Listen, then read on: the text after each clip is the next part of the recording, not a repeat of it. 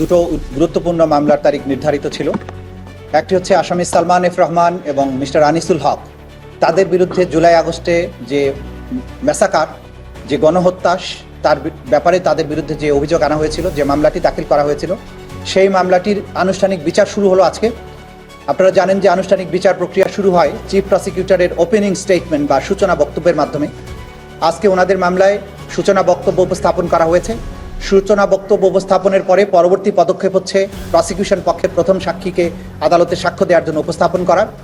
আগামী 22শে ফেব্রুয়ারি আসামি সালমান এফ রহমান এবং আনিসুল হক সাহেবের বিরুদ্ধে সাক্ষ্য দেওয়ার জন্য বাদী পক্ষের অর্থাৎ প্রসিকিউশন পক্ষের প্রথম সাক্ষী তার জবানবন্দি আদালতে উপস্থাপন করবেন, সেই মর্মে তারিখ নির্ধারিত হয়েছে। আমরা সেই মামলায় বলেছি যে আসামি আনিসুল হক এবং আসামি সালমান এফ রহমান বিগত সরকারের আমলে দুজন অসম্ভব গুরুত্বপূর্ণ মানুষ ছিলেন, নীতি নির্ধারক পজিশনে ছিলেন। তারা পরস্পরের সাথে পরামর্শক্রমে একাধিক বৈঠক করে টেলিফোনে কনভারসেশনের মাধ্যমে জুলাই আগস্টে ছাত্র জনতার আন্দোলন দমনে তাদেরকে নির্মূল করে দেওয়ার জন্য বিভিন্ন সলা পরামর্শ করেছেন, ষড়যন্ত্র করেছেন। বারুণাস্ত্র, হেলিকপ্টার এবং সামরিক বাহিনী ব্যবহারের ব্যাপারে নিজেরা পরিকল্পনা করেছেন, প্রধানমন্ত্রীকে ইনফ্লুয়েন্স করেছেন এবং তারই ফলশ্রুতিতে আমরা দেখেছি দেশ জুড়ে কিভাবে পাখির মতো ছাত্র জনতাকে গুলি করে হত্যা করা হয়েছে। তাদের ব্যাপারে 28 জন সাক্ষীকে আমরা আদালতে উপস্থাপন করার জন্য যে তালিকা আমরা দিয়েছি, তারা 28 জন সাক্ষী তাদের বিরুদ্ধে বক্তব্য দেবেন এবং তাদের বিরুদ্ধে যে সমস্ত digital evidence, documentary evidence, live evidence যেগুলো যা কিছু আছে সব কিছু উপস্থাপনের মাধ্যমে তারা যে অপরাধ জুলাই আগস্টে করেছেন সেটি প্রসিকিউশন পক্ষ অকাট্যভাবে প্রমাণ করতে সক্ষম হবেন ইনশাল্লাহ। কারফিউ জারি আর শুটের সাইডে তাদের সিদ্ধান্ত নীতিগত যে আমরা এটাও দেখিয়েছি যে কারফিউ জারির ব্যাপারে সালমান এফ রহমান এবং আনিসুল হকের সলা পরামর্শ, তারা যে পরামর্শ দিয়েছেন তার প্রেক্ষিতেই কারফিউ জারি হয়েছে।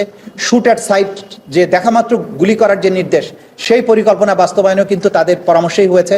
আনিসুল হক সাহেব বিশেষভাবে বলেছেন যে টু স্কুল অফ থটস, একটা হচ্ছে একেবারে শেষ করে দেয়া, অর্থাৎ আন্দোলনকারীদের একেবারে নির্মূল করার যে আইডিয়া, যে পরিকল্পনা, এই দুজন ব্যক্তির মাথা থেকেই এসেছে এবং তারা জানেন আপনারা যে তাদেরকে গ্যাং অফ ফোরেরও সদস্য বলা হয়। সেই সব কিছু আমাদের এভিডেন্সের মধ্যে আছে। আমরা এক এক করে তাদের যে অপরাধ, বাংলাদেশ নামক রাষ্ট্রে নিরস্ত্র নিরীহ সিভিলিয়ানদেরকে হত্যা করে নির্মূল করার মাধ্যমে একটা ন্যায্য যে বৈষম্যহীন আন্দোলন ছিল, সেই আন্দোলন দমনের করতে গিয়ে তারা যে মানবতা বিরোধী অপরাধ করেছেন সেটা আমরা প্রমাণ করবো ইনশাল্লাহ। দুটি মামলা রায়ের অপেক্ষায়। দ্বিতীয় আরেকটি মামলা ছিল জনাব হাসানুল হক ইনুর বিরুদ্ধে। প্রসিকিউশন পক্ষের সাক্ষ্য গ্রহণ শেষ হয়েছে। আজকে ডিফেন্স পক্ষের সাক্ষ্য উপস্থাপনের জন্য নির্ধারিত ছিল। তারা একটি আবেদন দিয়েছিলেন, 3 জন সাক্ষীকে হাসানুল হক ইনুর পক্ষে সাক্ষ্য দেওয়ার জন্য তারা আবেদন করেছেন। আদালত তাদের সেই প্রার্থনা মঞ্জুর করেছেন। আগামী 17ই ফেব্রুয়ারি ডিফেন্স পক্ষের প্রথম সাক্ষীকে উপস্থাপনের জন্য আদালত তাদেরকে সময় দিয়েছেন। এই 3 জন সাক্ষীর উপস্থাপন শেষ হলে হাসানুল হক ইনুর মামলার আনুষ্ঠানিক সাক্ষ্য গ্রহণ পর্ব শেষ হবে।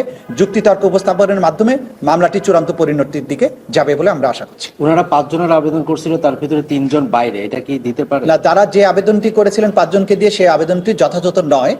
কারণ আপনারা জানেন আইনে বলা হয়েছে যেদিন কমেন্সমেন্ট অফ ট্রায়াল হবে, সূচনা যেদিন হবে, সেই সময় তাকে তালিকা দিতে হবে তার পক্ষের সাক্ষীর জন্য। সেই দিন তারা 3 জন সাক্ষীর তালিকা দিয়েছেন, সেই তালিকাটাই অ্যালাউ করা হয়েছে। পরবর্তীতে তারা যে অ্যাপ্লিকেশন দিয়েছেন সেটা দেওয়ার আইনগত সুযোগ নাই বলে আদালত সেটিকে গ্রাহ্য করেননি। দুটি মামলা রায়ের অপেক্ষা, এটা কি ফেব্রুয়ারির মধ্যে হতে পারে?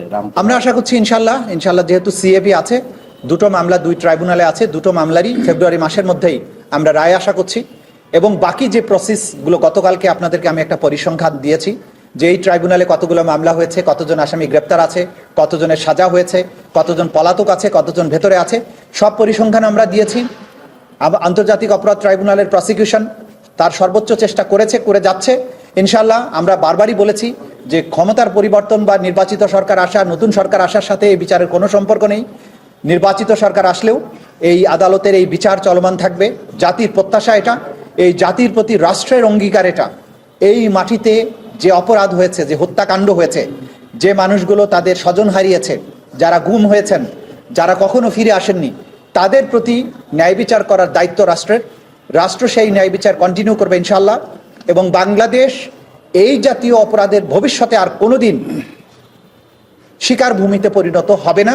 বাংলাদেশ একটা নিরাপদ রাষ্ট্র হবে, ন্যায় বিচার সেটার জন্য ইনশাল্লাহ আমরা বেটার ফিউচার সামনে দেখছি। এই বিচারের প্রক্রিয়ার শেষ করার মাধ্যমে বাংলাদেশ একটি বেটার বাংলাদেশে পরিণত হবে, সেই আশাবাদ আমরা ব্যক্ত করছি। Thank you. আলহামদুলিল্লাহ। বাংলাদেশে আর এটা জুমার নামাজের সময় বলে না হুজুর। ভাই আমরা দাঁড়া গেছি বলতো। আজকে বেসিক্যালি মামলাটা ছিল প্রসিকিউশনের ওপেনিং স্টেটমেন্ট এবং প্রসিকিউশনের সাক্ষী উপস্থাপনের জন্য। প্রসিকিউশন কোনো সাক্ষী উপস্থাপন করে নাই, ওপেনিং স্টেটমেন্টটা ওনারা উপস্থাপন করেছেন বিজ্ঞ ট্রাইব্যুনালে।